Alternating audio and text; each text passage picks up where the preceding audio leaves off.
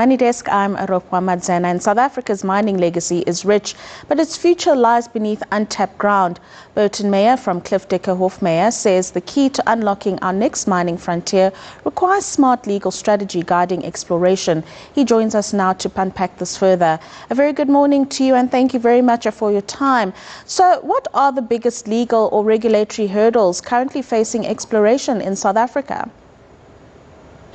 Yes, good morning, Rofhiwa. Thank you for inviting me to join you this morning. So I think over the years, there have been a lot of hurdles, a lot of obstacles. If one looks at the Joburg mining indaba over the past couple of years, I think three of the critical areas has been energy, it's been logistics, and it's been crime.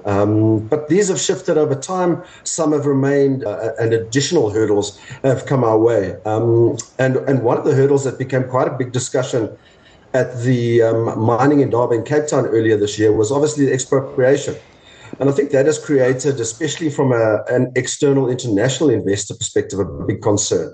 And it's quite surprising that there wasn't a large address in regard to that aspect in terms of a hurdle to investment in the DMPR's critical strategy for minerals and metals that was released at the same time that the amendment bill was introduced in May or put forward in May this year.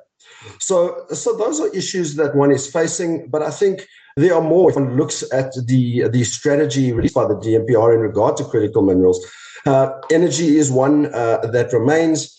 Transportation and logistics is another one, and we're all aware of the difficulties that Transnet has experienced over a period of time. And just there are improvements, but one needs to really work on that infrastructure because the consequences of not having a reliable rail network is a degradation of roads, which creates other problems. And then lastly, just two other areas that are quite important, or three areas. One is water. Water utilization, water preservation, which is an essential requirement for the mines, and how we go about efficiently using our water resources. Lastly, and something that has become increasingly important within the mining industry, is digital connectivity, and it just creates efficiencies, it reduces costs, and as long as we have a reliable digital network at the mining operations, we can deal with a lot of evils within the mining industry. And then I think lastly, just turning to the public sector and particularly the regulatory body, I think that there is an importance in terms of the regulatory body and its efficiencies in dealing with mining applications, and applications for mining rights. Regard is had to the critical minerals and metals strategy released in May this year. One of the things that Gwede Mantashe addressed was the fact that we need to address the regulatory backlogs and bottlenecks in order to ensure that critical minerals survives and flourishes in the South African economy. Yeah. How do recent changes in the draft Mineral Resources Development Bill impact investors and exploration companies? Yeah, there are a lot of interesting developments in regard to that. One of them is obviously an attempt to address illegal mining. They've introduced it now, artisan mining, which is really mining for your shallow and surface mining and not your deep mining, which can be very expensive. So they've introduced artisan mining as an important aspect. They've also dealt with Section 11 of the MPRDA, the Act, which really addresses the transfer of interests in mining companies and really change the definition in regards to a controlling interest. So that's another aspect that they've also dealt with. And then they've also created various amendments, and obviously we can spend a lot of time dealing with the amendments, but one of the amendments is an introduction of Section 9A, which allows the minister to introduce applications in respect of land and minerals that have been relinquished or abandoned. And that were previously subject to a right or permit or permission. And I think that that's kind of trying to, in my view, trying to deal with illegal mining, trying to deal with the problems that have arisen and trying to get kind of legality introduced into the mining industry.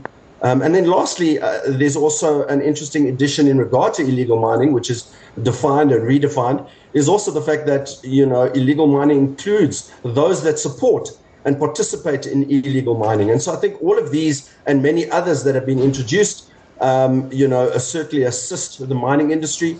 But one will have to see how it ultimately finds its way into the Act after the comments have been received and processed and considered. Now, how can legal delays around permitting and licensing be addressed to accelerate exploration? So I think it's really preparation at an early stage, in dealing with your mining right application. And getting the right people involved that will assist you, whether it's in terms of your environmental impact assessment and your environment authorization documents that are required, as well as then also engaging with the communities within which the mining industry and the mining houses operate. I think those are two critical areas that will assist in expediting and avoiding legal challenges with regards to permitting and licensing. There's been a change in the definition in regards to interested and affected persons and meaningful consultation. And I think the earlier you start that, the more information and documentation you provide to communities within which you're going to operate and explore, the easier your permitting and licensing will happen. And that goes together, obviously, with the regulatory body processing these applications timeously and efficiently. And the MPRDA Amendment Bill also addresses certain aspects of that. Burton, thank you very much for your time this morning. We've been speaking there to Burton Meyer from Hofmeyer, just unpacking the legalities around mining and really just the new frontier for the industry in the coming years. The JSE opening up at 9 o'clock.